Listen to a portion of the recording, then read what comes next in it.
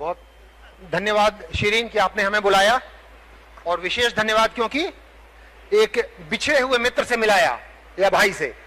बहुत बहुत धन्यवाद सुदेश जी, आपका यहां स्वागत है 14वीं वर्षगांठ के सुअवसर पर न्यूज 11 का। और अरूप और आपकी टीम को भी धन्यवाद कि मुझे दिल्ली से बुलाया आपने, खासतौर पर अपने मित्रों से बात करने के लिए और कुछ कुछ झारखंड की बातों को सामने लाने के लिए। तो सीधे शुरुआत की जाए बातचीत। राजेश जी, आपको बहुत बहुत धन्यवाद। वर्षों बाद आपसे मिल रहे हैं और काफी समय आपके साथ इस राज्य के परिप्रेक्ष्य में हम लोग ने बिताया है, इसलिए आपका बहुत आभार। और रांची में पाके बहुत खुश हैं। मैं न्यूज 11 के इस कार्यक्रम में वर्षगांठ पर मैं उनको बधाई देता हूं, पूरी टीम को अपनी ओर से बधाई मेरी। जी बहुत बहुत धन्यवाद। वो विस्तार से मैं चर्चा कर चुका हूं कि कैसे हमारी मुलाकात 2005 में हुई थी, इसीलिए उस बैकग्राउंड में अब सीधे मुद्दे पर आ जाते हैं। तो वो जो पहली मुलाकात हम लोगों की 2005 में थी, जब एक सरकार क्लियर मेजॉरिटी नहीं आने पर गठन हुए थे नाटकीय मोड़ पर 10 दिन के बाद। तो उस समय जो सुदेश महतो उस समय भी तेज तर्रार युवा नेता थे, विधायक थे, मंत्री थे, उस समय का 2005 का सुदेश महतो का अनुभव और आज 2023 का सुदेश महतो जी का अनुभव जरा झारखंड के परिप्रेक्ष्य में बताइए कि क्या बदलाव आपने देखा पिछले 23 सालों में झारखंड में। 23 साल झारखंड के जो हम लोग इस गठन के बाद हम लोग आगे बढ़े, समय के साथ और इस राज्य की आवश्यकता, चुनौतियां बढ़ती ही गई है और जवाबदेही बढ़ा है। जो अंतर आया है, जवाबदेही बढ़ा है। अगर समस्याओं का निदान ना हुआ तो स्वतः लीडरशिप में हम लोग ये मानते हैं कि वो जवाबदेही आप तक आकर खड़ी हो जाती है और उसका निपटारा और दायित्व स्वतः स्वीकार करना पड़ता है।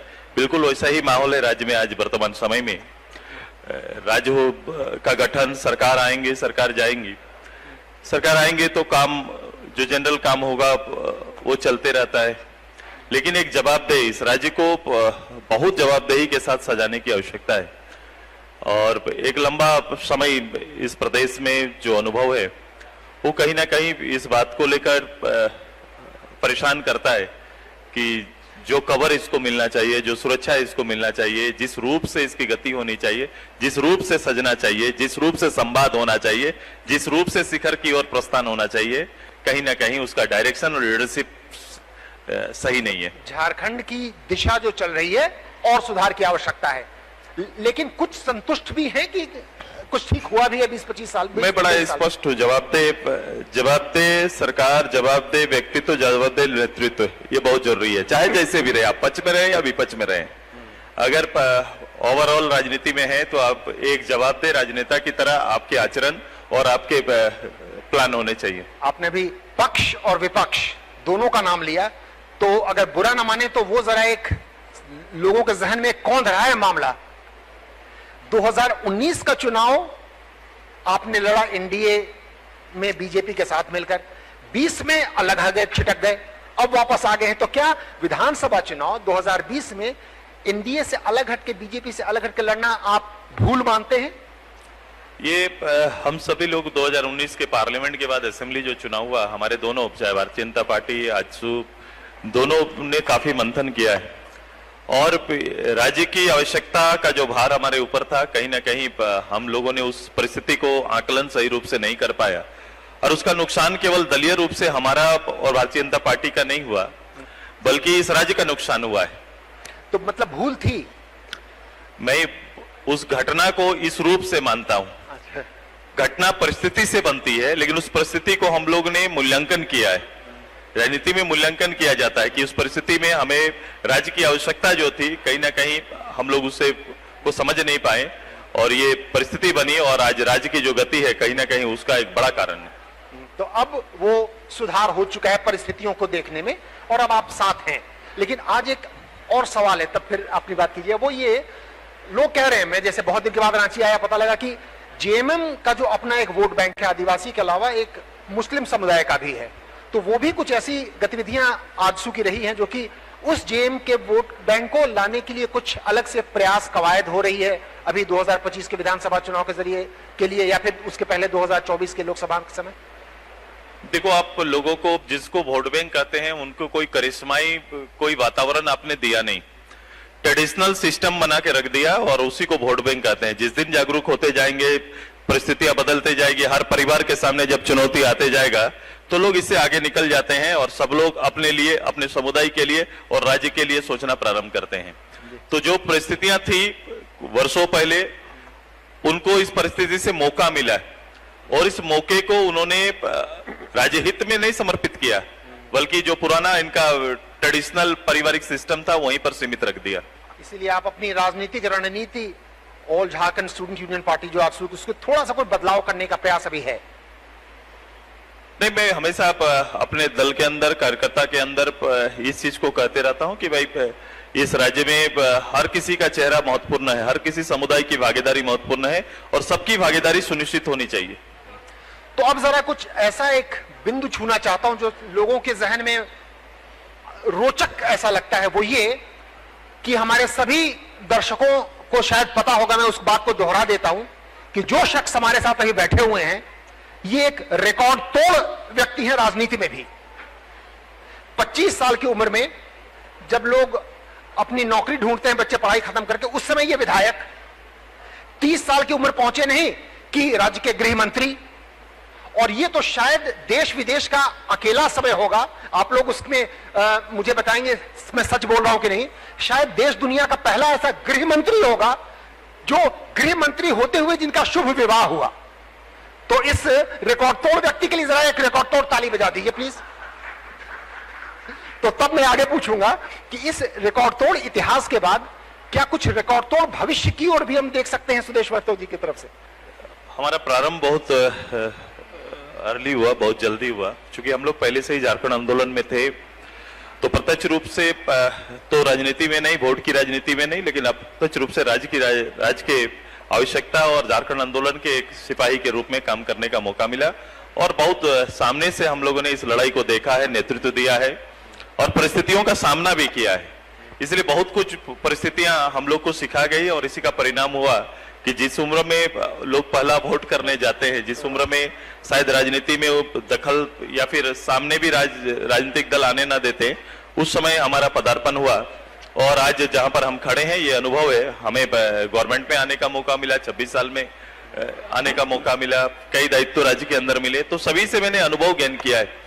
सब चीज का समय बहुत कम रहा, कम समय के लिए मिला, लेकिन कम समय में ज्यादा से ज्यादा राज्य के लिए कैसे समर्पित कर पाए, ये हम लोगों ने उसी परिस्थिति में सीखा है। तो आज काफी अनुभव साथ में है और ये कोशिश हमारी होगी कि अनुभव को राज्य को समर्पित करें। बहुत बढ़िया। तो ईश्वर की कृपा बनी हुई है सुदेश महतो जी पर। और मैं अपने निजी भी बात बताऊं कि 31 साल मेरे पत्रकारिता को हो गए टीवी में, भगवान की बहुत कृपा है।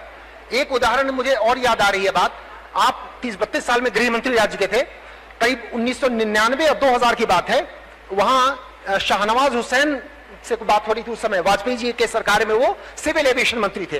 बोले गर्व के साथ आके मुझे कहा, कुमार राजेश जी? मैंने कहा हाँ, मैं 32 साल की उम्र का हूं और एक कैबिनेट मंत्री हूं वाजपेयी सरकार में।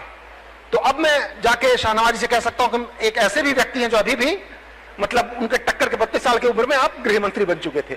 तो अब केवल रिकॉर्ड के अलावा धरातल पर झारखंड के लोगों का भला हुआ कि नहीं, वो जरा लोग भी जांच करेंगे। और आपसे भी पूछना चाहूंगा, आप पथ निर्माण मंत्री, याद कीजिए 23 साल पहले जब सरकार बनी थी, ये 25-30 साल का युवा पथ निर्माण मंत्री थे और वो बाबूलाल मरांडी जी का एक सेलिंग पॉइंट था कि मुख्यमंत्री के तौर पर हमने सड़कें बदल दी। तो वो जो सुधार की चीज उस समय जली थी, क्या आज 23 साल के बाद बाकी सुधारों के तुलना में आप उसे याद करते हैं या आगे के लिए कुछ प्रेरणा लेते हैं? बिल्कुल, उस समय बहुत बड़ी विषय था राज्य के अंदर, सड़कों का एक बड़ी जवाबदेही मिली और सड़क पुल पुलिया ये बड़ी जिम्मेदारी थी। बिहार, संयुक्त बिहार की जो परिस्थितियां थी, जिला से जिला को कनेक्ट करने वाली कोई सड़क अच्छी होती नहीं थी, एक जिला से दूसरे जिला जाने के कनेक्शन के लिए कोई पुल नहीं थे। तो एक बड़ी चुनौती थी। बाबूलाल मरांडी जी की सरकार बनी और वहां ये दायित्व हमें मिला। तो हम लोग ने 2000 से 2004 तक में ये परिस्थिति बदल दी और बिहार और झारखंड में अंतर पैदा कर दिया था सड़क के माध्यम से। जब कोई बिहार से झारखंड में प्रवेश करता तो एक ही बात चलती थी कि झारखंड जाओ, सड़क को देखो। 2004 में मुझे याद है तत्कालीन उप प्रधानमंत्री, जब 2004 का चुनाव हुआ, उस चुनाव में जब एनडीए को अपना वोट के लिए लोगों में अपील करना पड़ा, तो उन्होंने कहा कि मैं सड़क के नाम पर वोट लूंगा, और वो प्रधानमंत्री जी ने मोराबादी से इसकी घोषणा की कि मैंने ये काम किया है, अंतर पैदा किया है, तो सड़कों पुल पुलिया के नाम पर हमारा वोट होगा। तो ये हम अपने पत्रकार बंधुओं से भी कहना चाहूंगा, खास करके वो जो पत्रकारिता के स्टूडेंट्स हैं, आप लोग जरा ध्यान दीजिए। पत्रकारिता में ये दायित्व है आपका कि आप सरकार से सवाल पूछें, लेकिन इसका मतलब ये नहीं कि केवल आप नकारात्मक बातें ही बताएं। अगर कुछ सकारात्मक बातें हुई हैं तो उस पर भी चर्चा कीजिए, जैसे कि मैं चर्चा कर रहा हूं।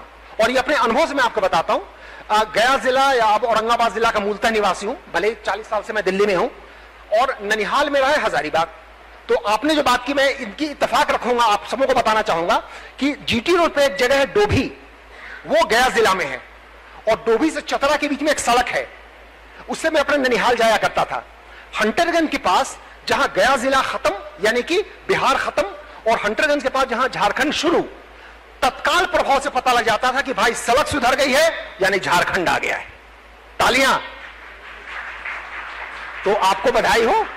ये मैं बार बार इसको अंडरलाइन कर रहा हूं, इसलिए रेखांकित कर रहा हूं, क्योंकि कुल मिलाके संतोषजनक नहीं है ये सब जो आपके पहले भी मंत्री आए हैं। बहुत सुधार की जरूरत है, लेकिन आज अगर कुछ अच्छी चीजें हैं तो उन्हें हमें याद भी रखना चाहिए।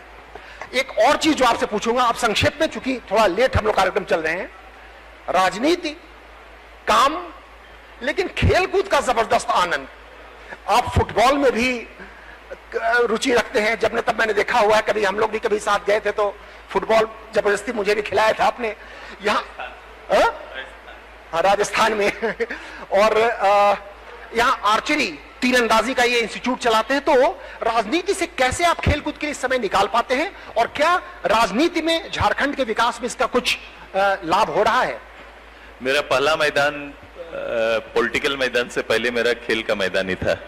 मैं उसी मैदान से इस मैदान पे आया हूं। क्या बात है, राजनीति के मैदान से पहले ये खेल के मैदान में थे। तो खेल पर न केवल रुचि है, बल्कि आज भी वो केंद्र है मेरा। कितनों आप व्यस्त रहे, मेरा जो भी समय मिलता है मैं कोशिश करता हूं कि मैदान में मैं रहूं, और स्पोर्ट्स के लिए जो बेहतर कर सकता हूं उसके लिए लगातार करता रहता हूं, और आगे भी करता रहूंगा जी।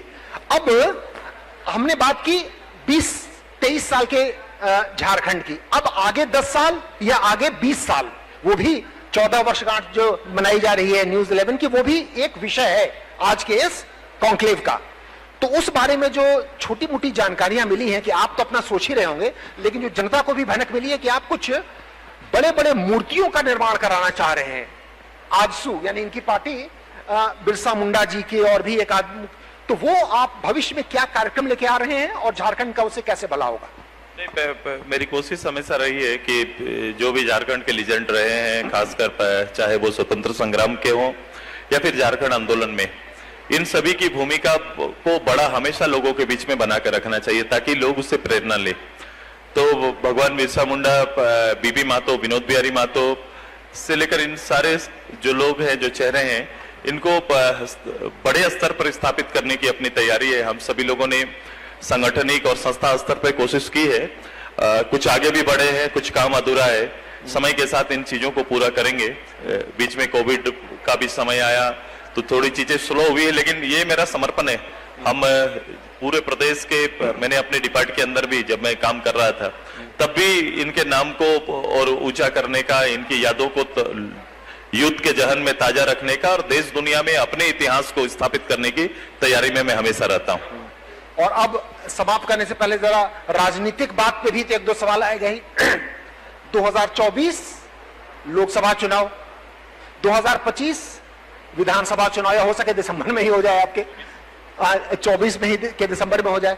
तो उस विधानसभा, लोकसभा चुनाव और विधानसभा चुनाव के मद्देनजर आप कुछ जनता को आश्वासन देना चाहेंगे, संदेश देना चाहेंगे, या कुछ खास बात बताना चाहेंगे कि मतलब ये हैं आपके एजेंडा, या वो चीज जो कि 10 साल के बाद झारखंड में आप दिखवा पाए?